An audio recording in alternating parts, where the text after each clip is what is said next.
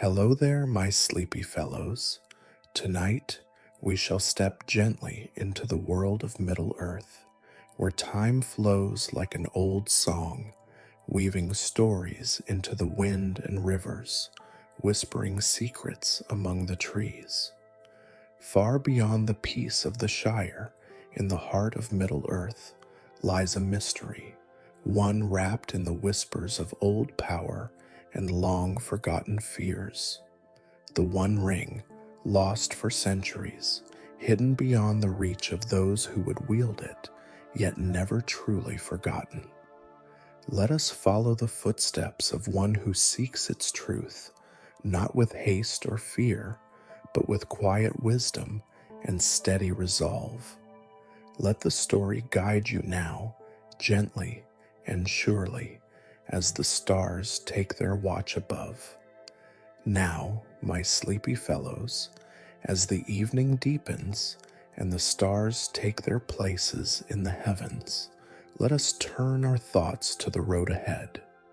Tonight, we follow a path not often walked, a journey undertaken not for conquest or battle, but for wisdom and understanding.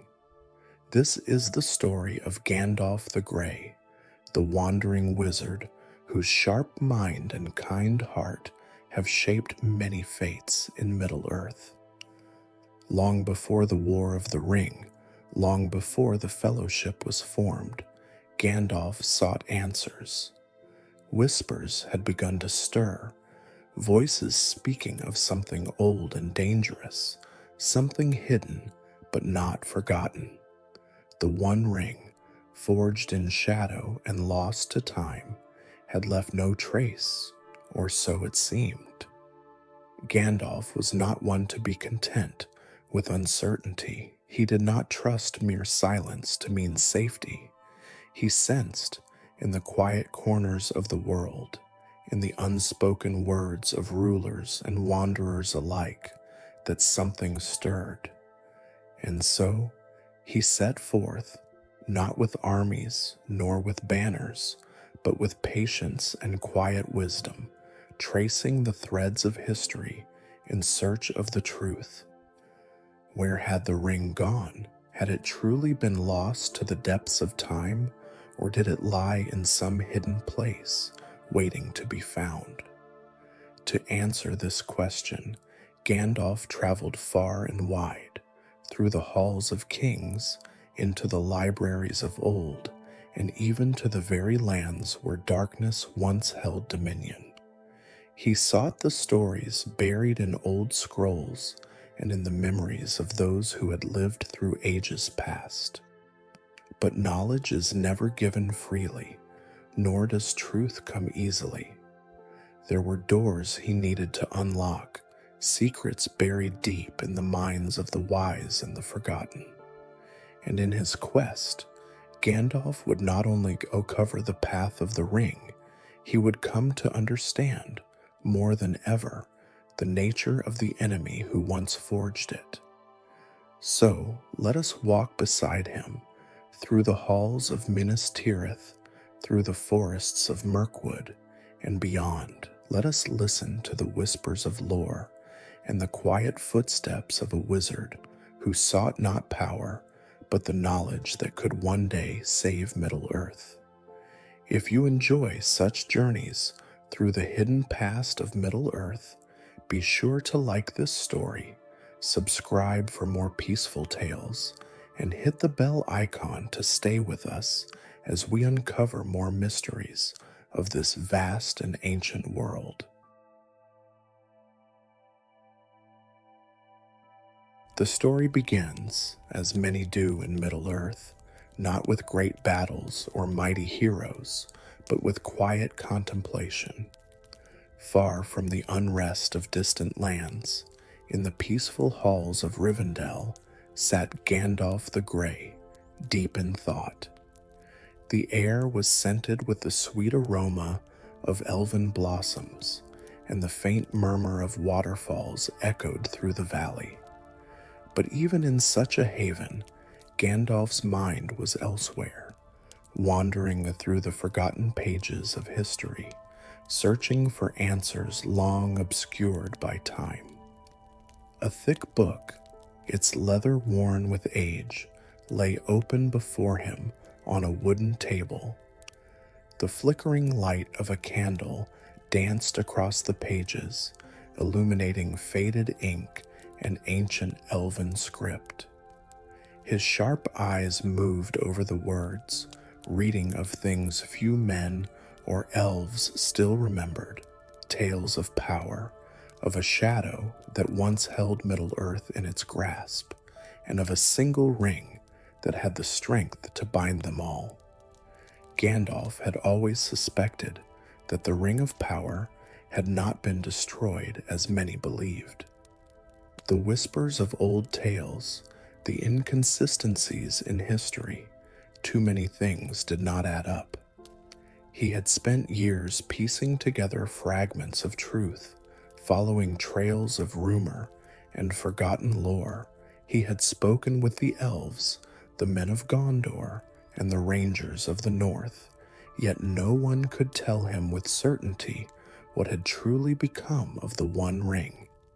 And so, it was here, in the quiet of Rivendell, that the question settled upon him once more. Elrond, wise and steady, had seen the concern in Gandalf's face. He had spoken with the wizard that evening, as the stars had begun to appear above the valley. "You still seek answers," Elrond had said softly, standing by the open balcony. "The ring's fate is not written in certainty, but must it be found? Is it not enough that it remains lost?" But Gandalf had only shaken his head. "If the enemy stirs again, Elrond, the ring will not remain hidden forever. And if we do not find it, then others will, others who seek not knowledge, but dominion." Elrond had not disagreed, though his face was heavy with caution. "Then tread carefully, Mithrandir," he had warned. "The road to knowledge is not always free from shadow." Now, alone with his thoughts, Gandalf leaned back in his chair, exhaling slowly. He had many paths to consider. He could seek out the oldest records in Minas Tirith, where the histories of men lay preserved in ancient scrolls. He could consult the elves of Lothlorien, whose memories stretched far beyond even the written word. Or he could visit the one place where such a thing might have surfaced unnoticed, among the simple folk of the Shire, where things often remained hidden in plain sight. A flicker of something, instinct, or perhaps fate, settled in his chest. The road ahead was uncertain, but one thing was clear. The search for the ring was far from over. Gandalf rose from his seat in Rivendell, his mind settled on the course ahead. The weight of uncertainty pressed upon him, but it was not one he bore with dread. No, this was the burden of a seeker, one who knew that knowledge, once uncovered, could shape the course of the world. The One Ring, a thing of legend and shadow, was not something he could ignore. If it still existed, it was a danger far greater than any blade or army. And yet, it was hidden, buried beneath the weight of time and secrecy. If he was to find the truth, he would need to follow the faintest of trails, unravel the whispers of history, and seek out those who might hold fragments of forgotten knowledge.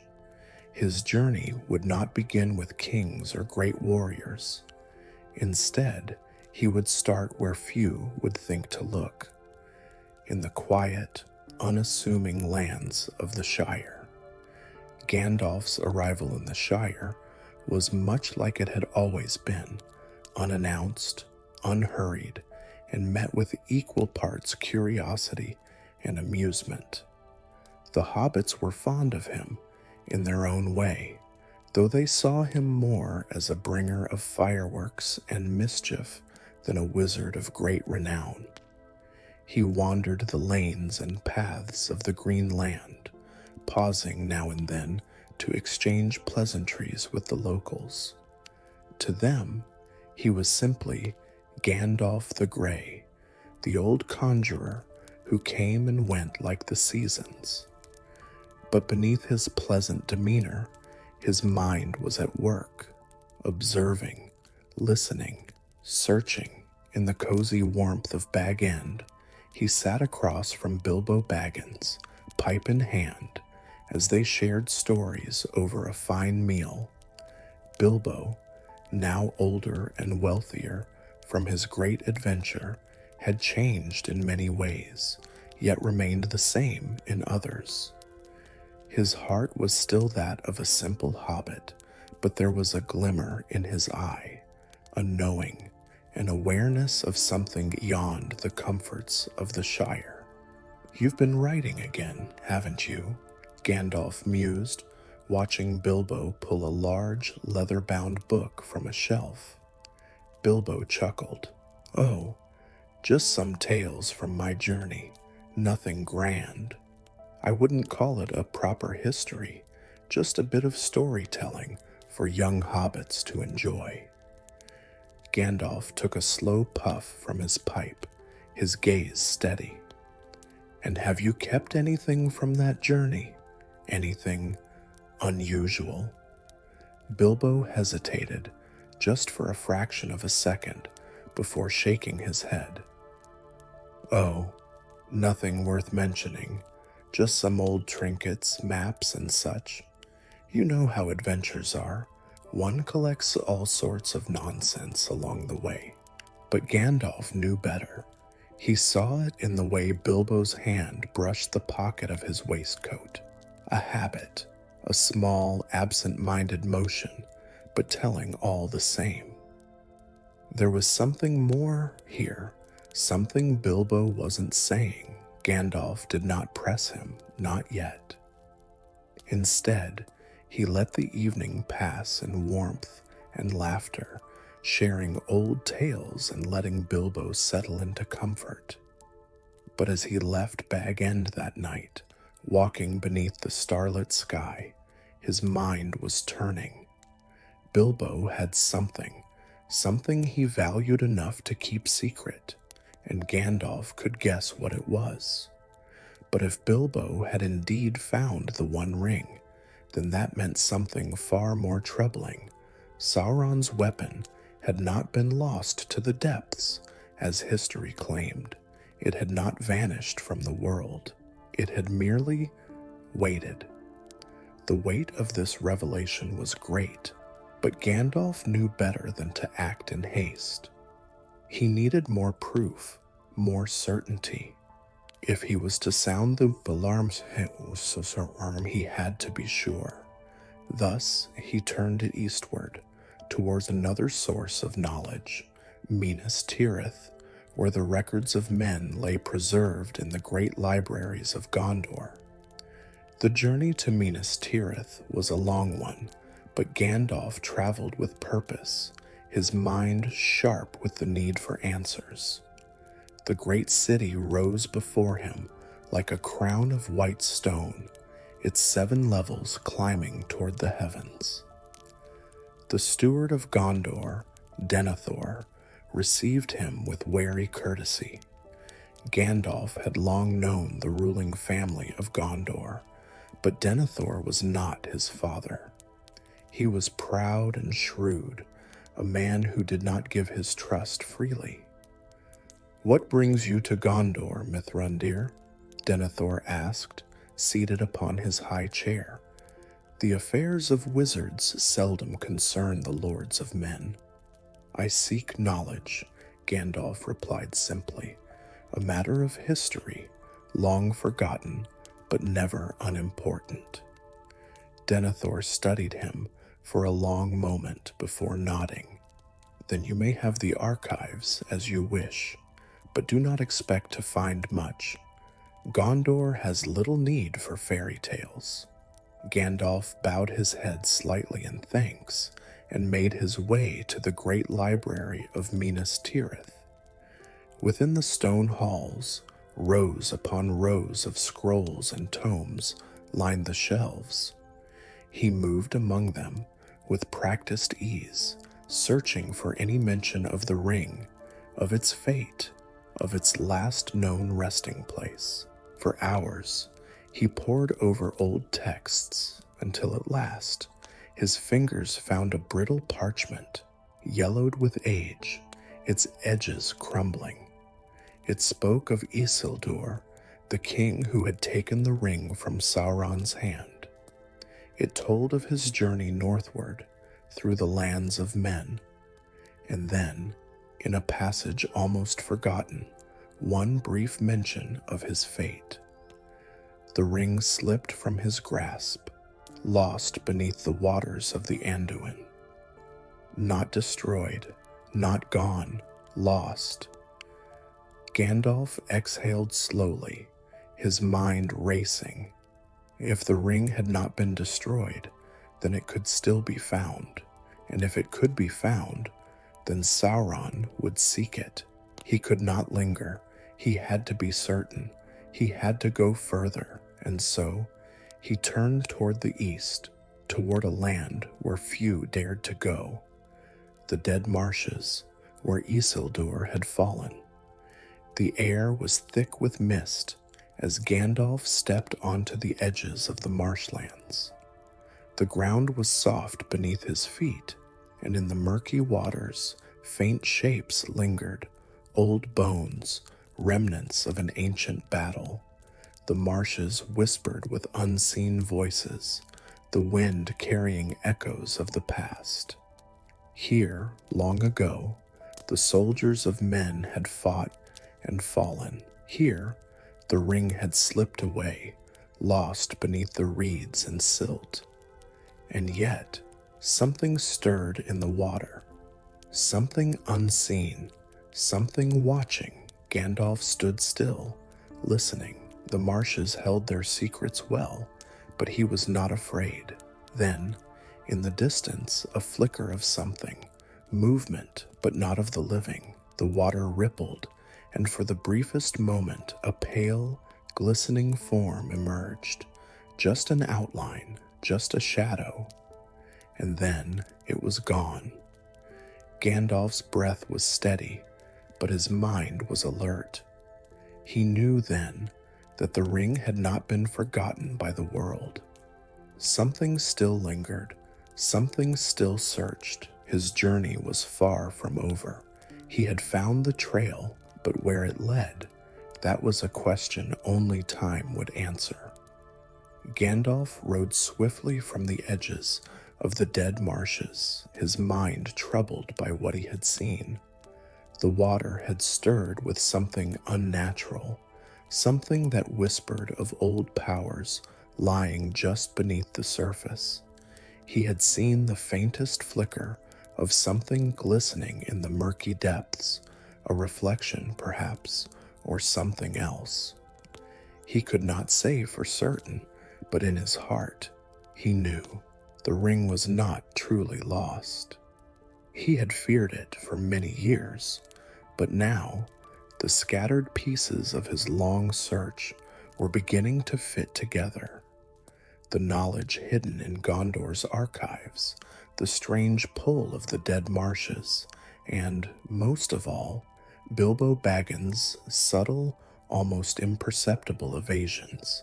It all pointed to the same conclusion. If the ring had not been destroyed, if it had not been lost to time, then where was it now? His heart held a dreadful suspicion, one he dared not speak aloud until he had absolute certainty.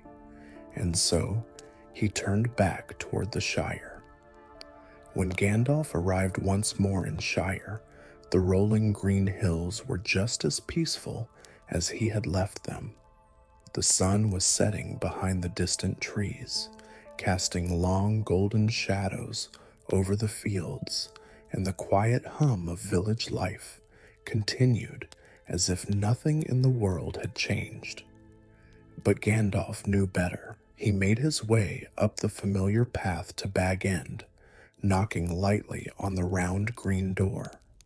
A moment later, Bilbo answered, his eyes lighting up with recognition.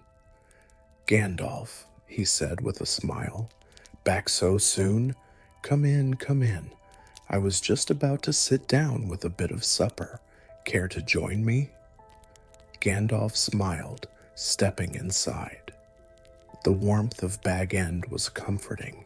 The scent of freshly baked bread, the flickering candlelight, the shelves stacked high with books and trinkets. But beneath the warmth, there was something else. A presence, a weight in the air that did not belong. He took a seat across from Bilbo, watching as the hobbit busied himself with pouring tea. They exchanged pleasantries, sharing small talk of travels and weather, but Gandalf's mind was fixed on a single thought. Bilbo was hiding something, and he could guess exactly what it was. As Bilbo reached for his pocket, as he had done so many times before, Gandalf saw it again, that brief, unconscious motion, a small comfort, an unnoticed habit. And that was when he knew.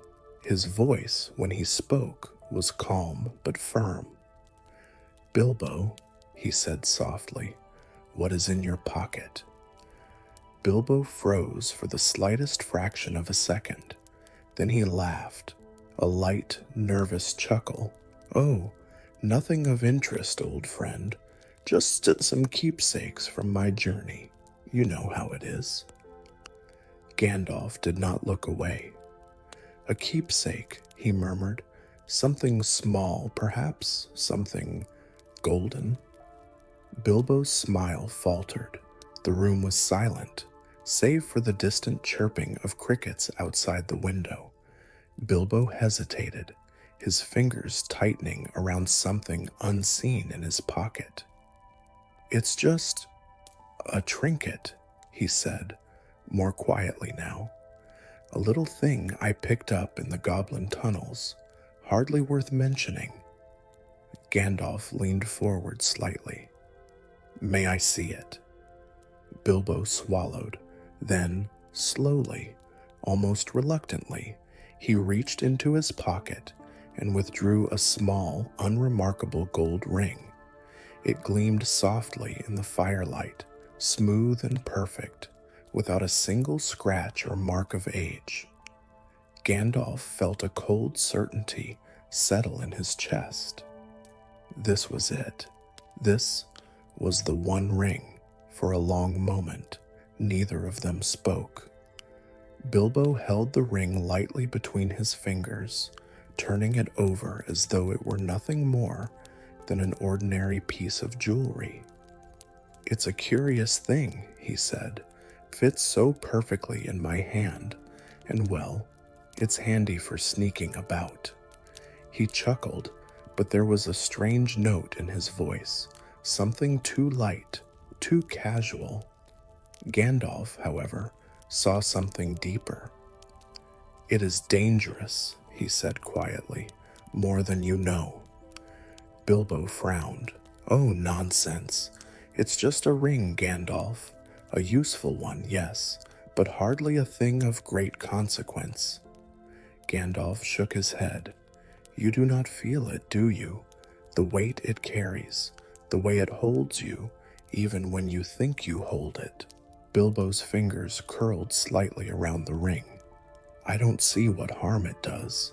It's mine, after all. I found it, fair and square." Gandalf's gaze darkened. He had heard such words before. Carefully, he chose his next words. "Bilbo, how often do you wear it?" The hobbit hesitated. "Not often," he said quickly. "Just now and then, when I need to, well, disappear for a bit, nothing more." Gandalf exhaled. "And do you ever feel reluctant to be without it?" Bilbo hesitated longer this time. His fingers tightened around the ring before he caught himself and loosened his grip. "No," he said finally, but there was doubt in his voice. Gandalf watched him closely. The ring had already begun its work. Even on someone as gentle and good-hearted as Bilbo Baggins, its presence was not without effect. The wizard leaned forward. "Bilbo, listen to me. That is no ordinary trinket. That is the One Ring, the Ring of Power, forged by Sauron himself." Bilbo laughed, a forced, uneasy sound. "Oh, come now, Gandalf. You're making it sound far grander than it is.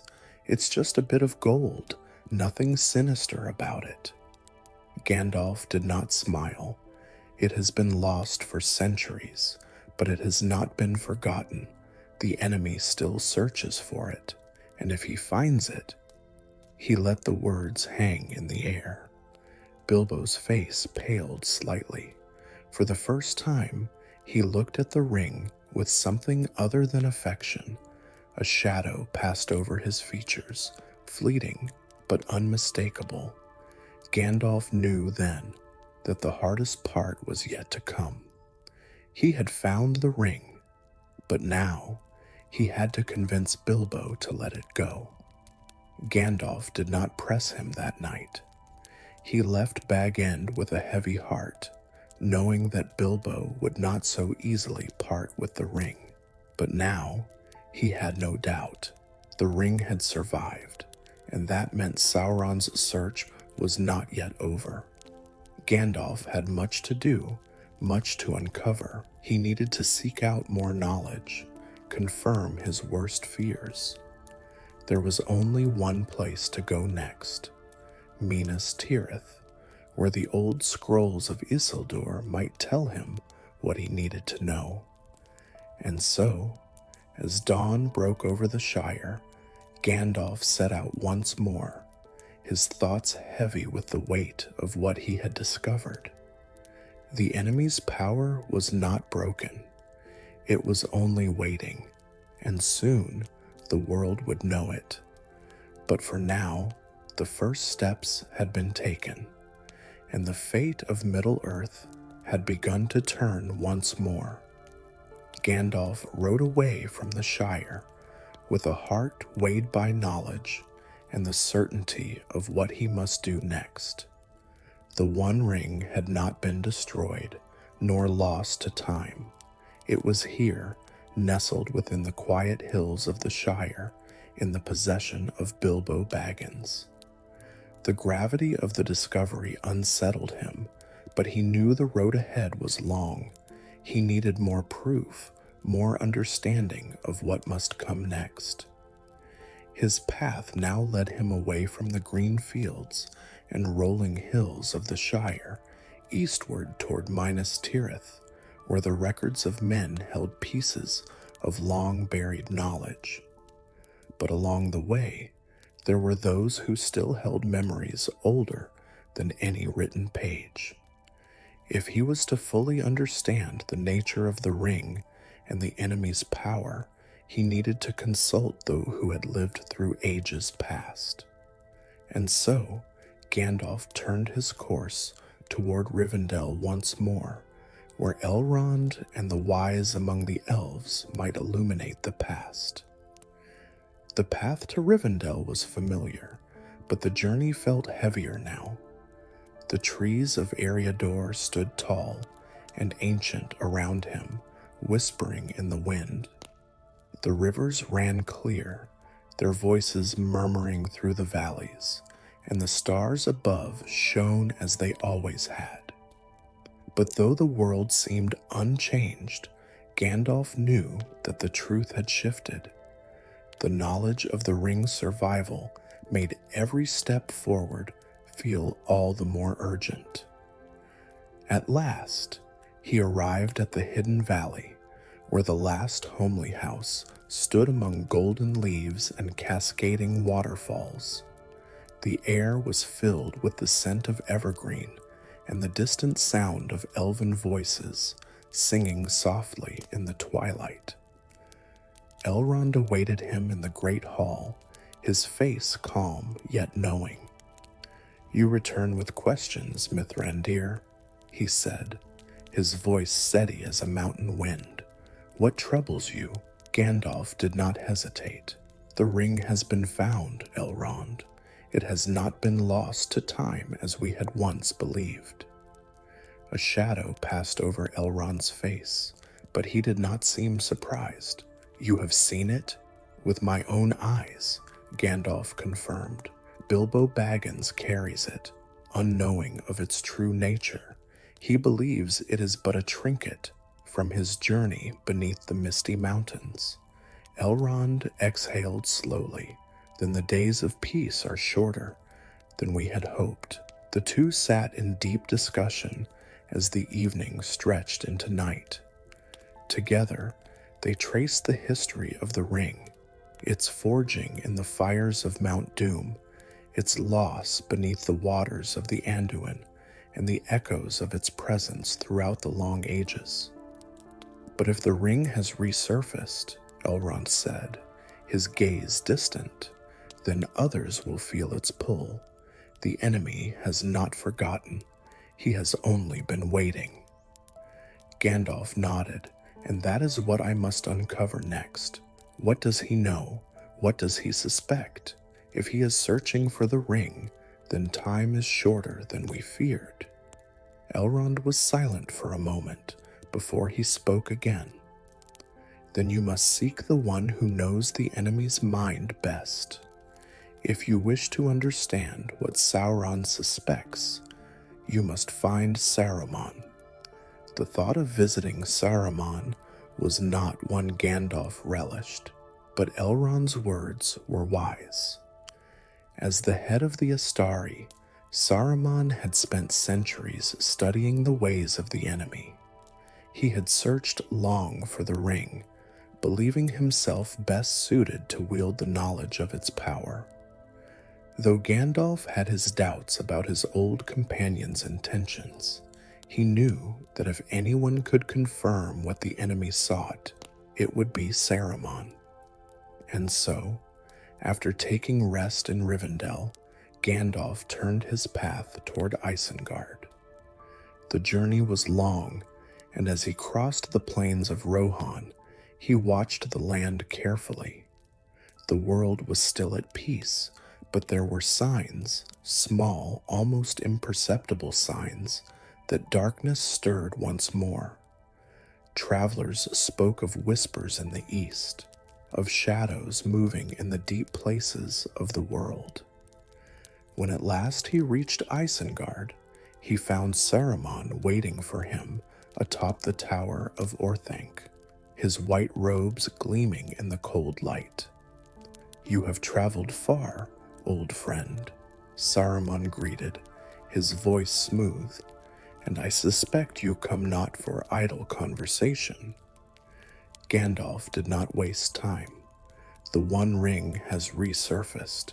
Saruman's eyes narrowed slightly. "And you are certain?" Gandalf nodded. "Bilbo Baggins, a hobbit of the Shire, found it in the tunnels beneath the misty mountains. He has kept it these many years, unaware of its true nature."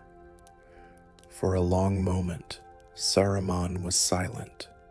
Then he turned and walked slowly to the edge of the balcony, gazing eastward. "It was always a possibility," he murmured. "The ring was never truly beyond reach, only beyond knowledge. But tell me, Gandalf, what will you do with this information?" Gandalf frowned. "It must be kept from Sauron at all costs. He will search for it, if he is not searching already." Saruman turned back to him, and for the first time, there was something strange in his expression, something calculating. "Do you truly believe that?" he asked. "Do you truly think the ring can remain hidden forever? That men, elves, and even wizards will not be tempted by it?" Gandalf's stomach tightened. The ring cannot be used, Saruman. It will only corrupt those who seek to wield it. Saruman's gaze was piercing, and yet it is power beyond imagining. Do you not see, Gandalf? The world is changing. Sauron gathers strength. Can you not feel it in the wind? The time of the elves is ending. The time of men is uncertain, but the ring, it could be a means to an end. Gandalf took a step forward. You speak of it as if you would wield it yourself. Saruman smiled, but it did not reach his eyes. I speak of knowledge, my friend, of wisdom. Why should we not use what was once the enemy's to bring order to the world? Gandalf's hands tightened around his staff. Because it does not belong to us, and it would not serve us. It serves only itself. There was a long silence between them. Then Saruman exhaled, shaking his head. You are ever the cautious one, Gandalf, but caution will not save this world. Gandalf met his gaze. No, but wisdom will. He knew then that Saruman could not be trusted. He had looked too long into the ways of the enemy. Perhaps he had not yet fallen, but the shadow was growing within him, and that too was a danger Gandalf could not ignore. Gandalf left Isengard with a heavy heart, knowing that Saruman had already begun walking a dangerous path. His journey had revealed much, but it had also left him with greater urgency. The ring was real. The enemy would seek it. And Saruman might be tempted to seek it as well. There was one last place he must go before he returned to the Shire. One last piece of knowledge he must find. In the depths of Minas Tirith, in the oldest scrolls of Gondor, lay the record of Isildur's final words, the last written account of the ring before it was lost. And there, Gandalf hoped, he would find the final piece of the puzzle. For time was running short, and the fate of Middle-earth was already beginning to turn. With the road stretching before him, Gandalf pressed onward. The storm had not yet arrived, but the wind had begun to change. Gandalf rode swiftly from Isengard, his mind heavy with the weight of what had been revealed. Saruman's words lingered like a whisper of shadow in his thoughts, unsettling and dangerous. The White Wizard had spoken not as a guardian of Middle-earth, but as one who had already begun to covet the power of the ring. It was no longer just Sauron who posed a threat. Saruman too was walking a treacherous path, and that meant time was running out. Gandalf knew his next destination. If there was any final proof to be found, it would lie within the archives of Minas Tirith, in the scrolls of old where the history of Isildur was recorded. The fate of the ring had been written there, its last known moments before vanishing into the waters of Anduin. And so he turned southward, toward Gondor, toward the last remnants of ancient knowledge. The great white city of Minas Tirith rose before him, gleaming beneath the afternoon sun.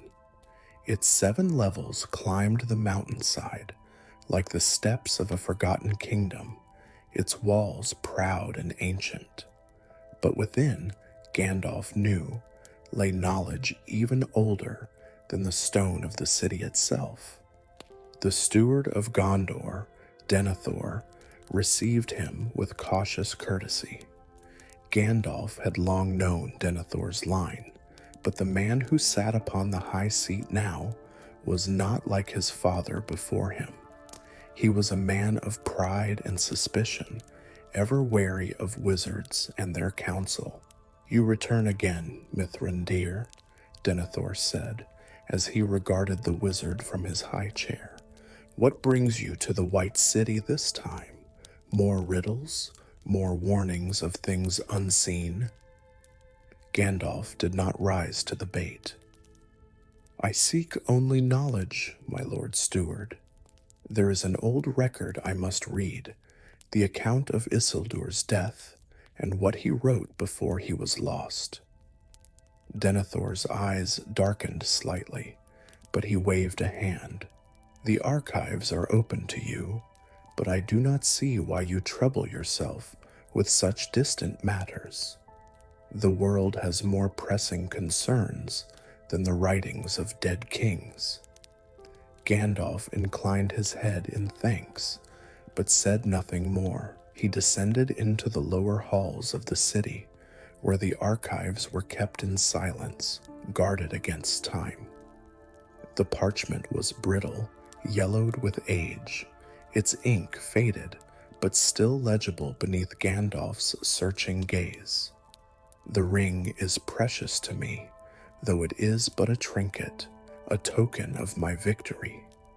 Yet even now I feel it, a weight beyond its measure.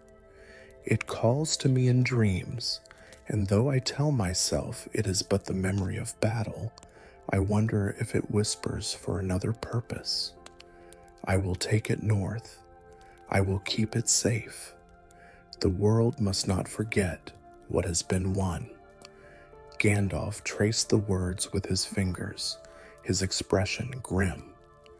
Isildur had not known the full extent of the ring's power, but even he had felt it, the pull, the whisper, the slow, creeping possessiveness. And he had taken it, not to destroy it, but to keep it, a mistake that had cost him his life. But there, at the bottom of the parchment, was the final passage. "Anduin takes me. The water is cold. The ring. It is slipping. I see it fall, vanishing into the depths, beyond reach. A shadow passes. It is lost. But I hear it still, calling, calling." Gandalf closed his eyes. It had not been destroyed. It had merely waited, and now it had found its way into the hands of a simple hobbit. As he emerged from the archives, Gandalf knew his course was set. He could no longer hesitate. The ring must be removed from the Shire before it was too late. If he had seen its danger, then Sauron, too, would soon sense it. And once the Dark Lord's eye turned toward the west, there would be no peace, no safety left in Middle-earth. But more than that, Gandalf now understood something deeper, something that Saruman had hinted at in Orthanc, but which he now saw more clearly than ever.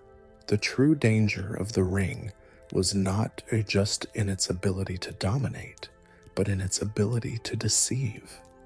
It was not taken by force. It was not wielded by armies. It was held, unknowingly, willingly, by those who never sought power at all. First by Isildur, who called it a mere trophy, then by Gollum, who called it his precious, and now by Bilbo Baggins, who called it nothing more than a trinket. That was how the ring survived, not by great wars or open conquest, but by slipping unnoticed into the hands of those who would not recognize its danger until it was too late. And if Gandalf did not act soon, the cycle would begin again. The road back to the Shire felt longer than before.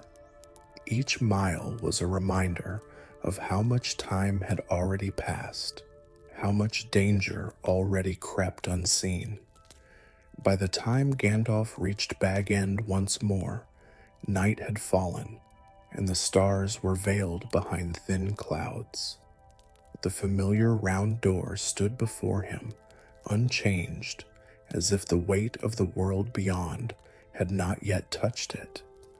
But within, Gandalf knew, lay a power greater than any blade or crown. Bilbo greeted him cheerfully, as he always did, but Gandalf saw the changes more clearly now.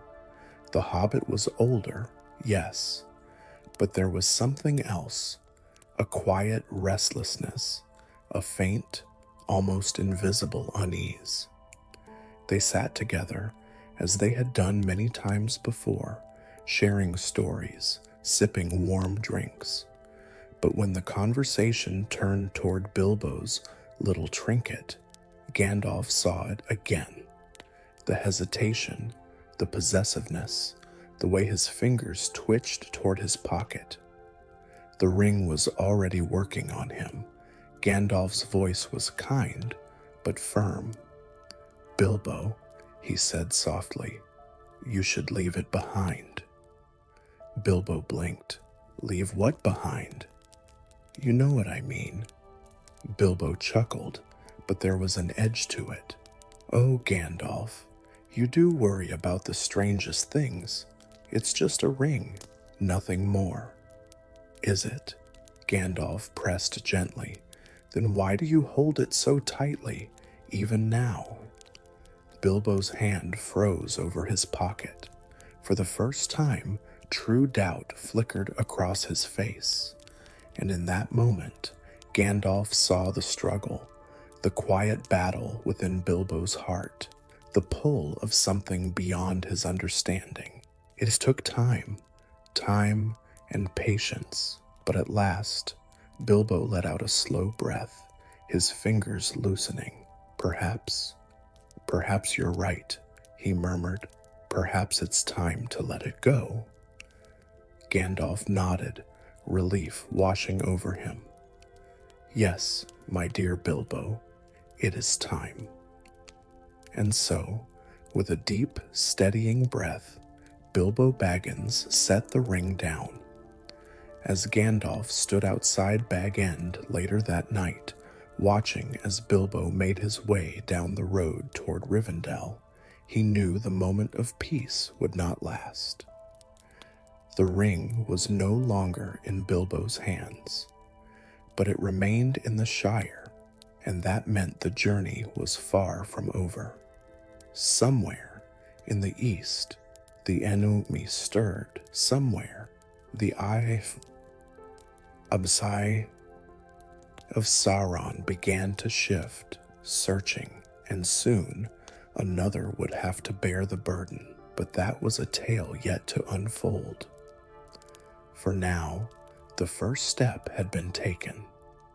The ring was no longer hidden, the road had begun, and Middle-earth would never be the same again. The night in the Shire was quiet, save for the distant rustling of leaves and the occasional hoot of an owl hidden among the branches. A gentle breeze swept through the hills, stirring the grass, as Gandalf stood outside Bag End, his eyes turned toward the darkened road where Bilbo had disappeared. The old hobbit had gone, leaving behind the comforts of home, the warmth of his hearth, and most importantly, the ring. It sat now inside, lying in a small, unassuming envelope atop a wooden table, its presence deceptively silent. And yet, Gandalf knew that its true weight had not lessened. The burden had merely shifted, waiting for another to take it up. Bilbo had done what few could. He had let it go. But it had not been without effort, without hesitation. The ring had not released him easily, and that was what troubled Gandalf most of all. Even now, standing beneath the stars, he could feel its pull, that quiet whisper in the back of the mind, the subtle call of something that should not be. He had spent centuries studying the enemy, unraveling the long histories of Sauron's rise and fall, the forging of the rings of power, and the wars that had shaped the world. But now, As he stood here in the peace of the Shire, he realized something chilling. He had known the ring's power. He had not fully understood its will. The danger of the One Ring was not merely that it could corrupt. It was not merely that it granted dominion. No, the true peril lay in its patience. It did not seize its wielder all at once. It did not force, nor did it demand. It waited. It settled in the palm like a harmless trinket. It whispered in voices so quiet they could be mistaken for one's own thoughts. It offered small comforts, not grand temptations, reassurances, conveniences, justifications. And then, before its bearer even realized it, it had already claimed them. Bilbo had been fortunate. His heart was strong, his spirit good, but even he had begun to change under its influence. And if that was true for a simple hobbit with no ambition for power, what would it do in the hands of another? What would it do if it returned to its master? Gandalf closed his eyes, exhaling slowly. He had no doubt now. Sauron was already searching. The Dark Lord's reach had been weakened, but his will had never faded, and soon he would turn his eye to the west. The journey was far from over. Gandalf had taken the first steps, but the road stretched long before him. The ring could not remain in the Shire. It was no place for such a thing, even among those as good-hearted as the hobbits. In time, it would be found. And when it was, the fate of Middle-earth would once again hang in the balance. Gandalf knew what must come next. He needed to return, to watch over the Shire, to prepare. A new bearer would be chosen, though they did not yet know it, and that bearer would face a road far more perilous than any before, for the burden of the ring could not remain hidden. It had been found once, it would be found again, and this time the world would not escape its choice. For now, however, the night was calm, the sky stretched overhead, vast and full of stars, the same stars that had watched over Middle-earth since the beginning of time. The hills lay undisturbed, their gentle slopes rolling into the distance, untouched by the war that loomed just beyond sight. It was a quiet place, a safe place.